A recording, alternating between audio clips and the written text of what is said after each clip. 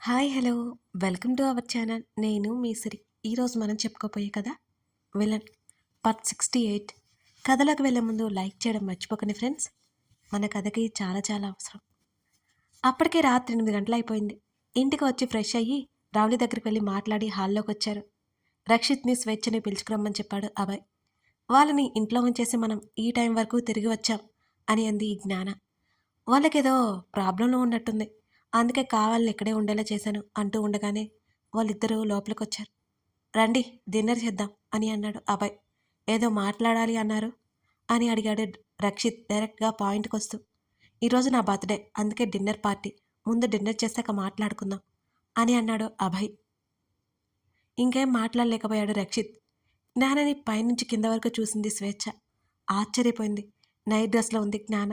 తన్ని కళ్ళు పెద్దగా చేసి చూడడం గమనించి జ్ఞాన చిన్నగా నవ్వుకుంది. ఆలోపు శివ కూడా వచ్చేశాడు. రక్షిత్ వెనక నిలబడి మౌనంగా ఉంది స్వేచ్ఛ. ఐదుగురు డైనింగ్ టేబుల్ ముందు కూర్చున్నారు. వాళ్ళు ఎవరో పరిచయం చేశాడు శివకి. జ్ఞాన, అభయ్, శివ ముగ్గురు మాట్లాడుకుంటూ ఉన్న రక్షిత్ మాట్లాడలేదు. అభయ్ అతన్ని మాట్లాడిస్తున్నాడు అప్పుడప్పుడు. జ్ఞాన రక్షిత్కి మధ్యలో కూర్చుంది స్వేచ్ఛ. దించిన తల ఎత్తనే లేదు అసలు. తర్వాత మాట్లాడాలి అనుకుంది జ్ఞాన స్వేచ్ఛను చూస్తూ. నాన్ వెజ్ వేసుకోరా అని జ్ఞాన అంటుంటే తను తినదు. కంగారుగా వేయొద్దన్నట్టు చేయడ్డు పెట్టాడు రక్షిత్. ఓ ఓకే ఓకే అంటూ ఆ బౌల్ పక్కన పెట్టింది జ్ఞాన. జ్ఞాన ఏమైనా అనుకుంటుందేమోనని, నాకు అలవాట్లేదండి, ఏమనుకోకండి అంది స్వేచ్ఛ చిన్నబుచ్చుకున్న ముఖంతో. ఇట్స్ ఓకే, తిను అని అంది జ్ఞాన. చిన్న నవ్వు విసిరి తినడం మొదలుపెట్టింది స్వేచ్ఛ. అప్పటికే ఒక రోజంతా ఇంట్లో ఉండాం. వాళ్ళ ఫుడ్ తినడం ఎందుకో చాలా కష్టంగా ఉంది ఇద్దరికి. దిస్ ఈజ్ ఫర్ యూ బావా, వన్స్ అగైన్ హ్యాపీ బర్త్డే అంటూ అబ్బాయికి ఒక పెద్ద గిఫ్ట్ బాక్స్ ఇచ్చాడు శివ. ఏంట్రా అది చాలా పెద్దగా ఉంది అంటూనే వెంటనే ఓపెన్ చేసి చూశాడు అబ్బాయి. వీడి ఆత్రం తగలయ్యా, ఏంటి మేడం వీడు మీ దగ్గరికి వచ్చినా ఏం మారలేదు అని అన్నాడు శివ. అరే నువ్వు కాస్త మోస్తావా, అబ్బాయి ఎప్పుడు యూనిక్, మారడం మారిపోవడం ఉండవు అంటుంటే జ్ఞాన నవ్వింది. ఆ గిఫ్ట్ బాక్స్లో అభయ్ జ్ఞాన కలిపి ఉన్న ఫోటో ఫ్రేమ్స్ ఉన్నాయి. నా హార్ట్ని గెలుచుకున్నావురా పోరా అన్నాడు శివని హత్తుకుని అభయ్. థ్యాంక్ యూ శివ మనస్ఫూర్తిగా చెప్పింది జ్ఞాన. చిన్నగా నవ్వి ఊరుకున్నాడు శివ. ఆంటీ బాగానే ఉన్నారా అని అడిగాడు శివ. బావుందిరా, ఇప్పుడిప్పుడే క్యూర్ అవుతుంది, డే టైంలో రా మాట్లాడదు అని అన్నాడు అభయ్. సరే అని చెప్పి అక్కడి నుంచి వెళ్ళిపోయాడు శివ. అప్పటి వరకు మౌనంగా ఉన్న రక్షిత్ అభయ్కి పుట్టినరోజు శుభాకాంక్షలు తెలిపాడు. కానీ అతనికి అర్థం కానిది ఒకటి ఉంది. ఇంత డబ్బు ఆస్తి ఉండి కూడా పుట్టినరోజు నాడు నిడారంభరంగా ఉన్నారు ఎందుకు అని అనుకున్నాడు రక్షిత్. మేము రేపు ఉదయాన్నే బయలుదేరి వెళ్ళిపోతాము, ప్లీజ్ కాదనకండి, మీకు ఉంటామని మాట ఇచ్చాం, ఆ మాట కోసమే ఇప్పటి వరకు ఉన్నాం అని అన్నాడు రక్షిత్. వెళ్ళి ఏం చేస్తారు, ఎక్కడ ఉంటారు అని అడిగాడు అభయ్. ఏం చేయాలో తర్వాత ఆలోచిస్తాను, నాకు తెలిసిన ఒక ప్లేస్ ఒకటి ఉంది, అక్కడికి వెళ్ళాలి అనుకుంటున్నాము అని అన్నాడు రక్షిత్. అభయ్ జ్ఞాన ముఖముఖాలు చూసుకున్నారు. అభయ్ ఏదో మాట్లాడే లోపల శరత్చంద్ర నుంచి కాల్ రావడంతో జ్ఞానకి చెప్పి అక్కడి నుంచి వెళ్ళిపోయాడు. అభయ్కి పుట్టినరోజు శుభాకాంక్షలు తెలిపి మరుసటి రోజు సాయంత్రానికల్లా వచ్చేస్తున్నట్టు చెప్పాడు శరత్చంద్ర. మీరు ఈ సిటీకి కొత్తగా వచ్చారు అంటున్నారు, కానీ తను అలా ఒంటరిగా తీసుకెళ్ళడం కరెక్ట్ కాదు, సరైన షెల్టర్ కూడా లేదు, చుట్టుపక్కల మీరు అనుకునే అంత మంచివారు ఉండరు అని అంది జ్ఞాన. లేదు అదేం లేదు, మంచి ప్లేస్ ఉంది అని అన్నాడు రక్షిత్. మీరు మాకు చేసిన సహాయానికి మేము మీ రుణం తీర్చుకోవాలి అనుకుంటున్నాము, మీరు మాత్రం ఒప్పుకోవడం లేదు. మా అవుట్ హౌస్ ఖాళీగానే ఉంది, మీరు అక్కడ ఉండొచ్చు, మీకేం ప్రాబ్లం అని జ్ఞాన అడుగుతుంటే, మా ప్రపంచం పూర్తిగా వేరు, మేము ఇక్కడ ఇవ్వలేం, అంతేకాకుండా ఉచితంగా వచ్చింది ఏది నేను తీసుకోను అని అన్నాడు రక్షిత్. ఉచితంగా ఎవరు తీసుకోమన్నారు, రెంట్ ఇవ్వండి అని అంది జ్ఞాన.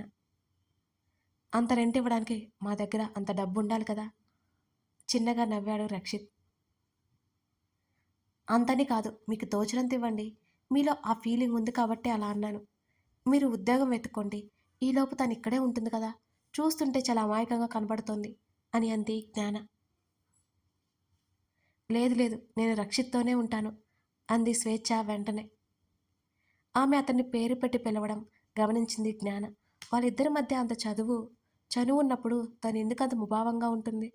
ఎందుకు అతనితో అంటి ముట్టట్టుంటుంది? అనుమానం వచ్చింది జ్ఞానకి, కానీ అడగలేదు. ఈలోపు ఫోన్ కాల్ ముగించుకుని వచ్చాడు అభయ్. తన అభిప్రాయం చెప్పింది జ్ఞాన. అభయ్ అందుకు ఏకీభవించాడు. తన ప్రాణానికి ప్రాణమైన అభయ్ ప్రాణాలు కాపాడినందుకు రక్షిత్ మీద ఒక రకమైన గౌరవం ఏర్పడింది జ్ఞానకి. మీరు ఆలోచించుకొని రేపు చెప్పండి. మీరు ఊరికే ఉండట్లేదు, అది గుర్తుపెట్టుకోండి అని అంది జ్ఞాన. అక్కడి నుంచి రక్షిత్ స్వేచ్ఛ అవుట్ హౌస్కి వెళ్ళిపోయారు. ఇద్దరూ అక్కడి నుంచి రవళి రూమ్ వైపుకి వెళ్ళారు అభయ్ జ్ఞానులు. ఆ రోజంతా ఏం చేశారో తల్లితో వివరిస్తున్నాడు అభయ్. మా తాతయ్య కూడా రేపే వచ్చేస్తాడంటమా, ఇద్దరికీ కలిపి చెప్పాడు అభయ్. వాళ్ళు మాట్లాడుతూ ఉండగానే టాబ్లెట్స్ ప్రభావంతో రవలి నిద్రలోకి జారుకుంది. తల్లి చేతిని తల మీద పెట్టుకుని కాసేపు అలా ఉండిపోయాడు అభయ్. నర్స్కి ఆమెతో పాటు ఉండే మరో అమ్మాయికి జాగ్రత్తలు చెప్పి అక్కడి నుండి వచ్చేశారు ఇద్దరు. ఓయ్ బర్త్డే బాయ్, ఇలా దిగులుగా ఉంటే ఎలా అంటూ అతడి జుట్టు చెరిపేసింది జ్ఞాన. అదేం లేదు, నేను బాగానే ఉన్నాను. అసలే మీరిచ్చిన గిఫ్ట్కి సంతోషం పట్టలేకపోతున్నాను అంటూ జ్ఞాన భుజాల మీద చేతులు వేసి తీసుకెళ్తూ చెప్పాడు అభయ్.